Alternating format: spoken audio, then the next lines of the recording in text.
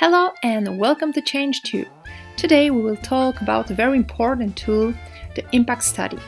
Before talking about the impact study, check out these videos on how to carry out a diagnosis and conduct workshops in a change project. Take some notes, here we go! Impact studies are used to build support plans. This is an essential step in a change project.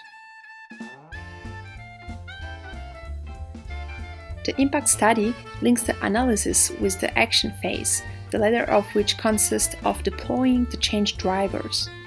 The first step includes listing the micro changes that will mark out the project. These micro changes generate multiple levers of action. But what are the requirements for an impact study? Let me warn you, the answer to this question is rather complicated. Why? Because it is not obvious from the very beginning what actions are relevant to the targeted changes. To decode the complexity of a change project, try to isolate the different facets of the project and process them separately. Also, think about the number of actors that will have to be mobilized during the project for whom clear and precise instructions are required. In this first phase, you should collect all the elements required for the impact analysis. Now, let's go to the point. How is an impact study realized? The impact study commences with the definition of broad outlines of processes or organization charts targeted by the project.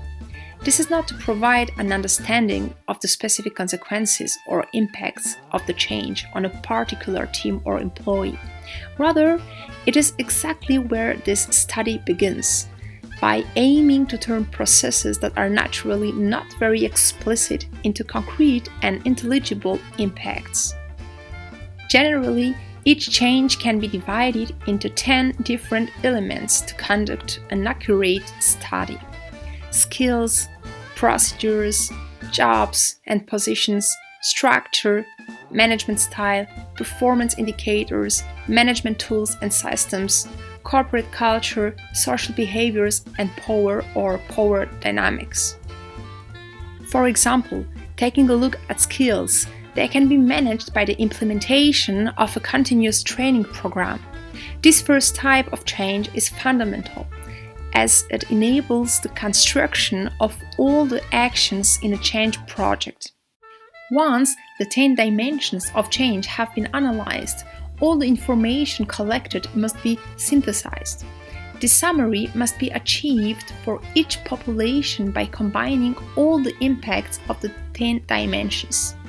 By repeating this process for each of the populations concerned, the first version of the impact study is obtained. Do you think we are done? Not so fast. We now need to build a transition plan, including all the actions necessary to achieve the project's objectives. This is mainly about communication, training, or implementation of work processes. All you have to do is outline a matrix with 2 dimensions, one for the 10 elements of change we were taking a look at earlier, and another for the levers mentioned just a few seconds ago, communication, training, and work processes. Then assign priorities, for example, using a letter system like P for priority and S for secondary.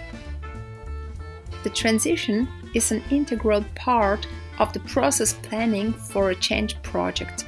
This means that the transition or transitions are supposed to appear on the schedule between clearly defined processes. Don't forget to include the person responsible for each action, its duration, and the result to be achieved. In reality, you and I know that things are always a bit more complex, but this should not discourage you and make you think that these steps are useless. In fact, quite the opposite. Now, it's up to you to take action. Thank you for watching and let's change together. Bye bye!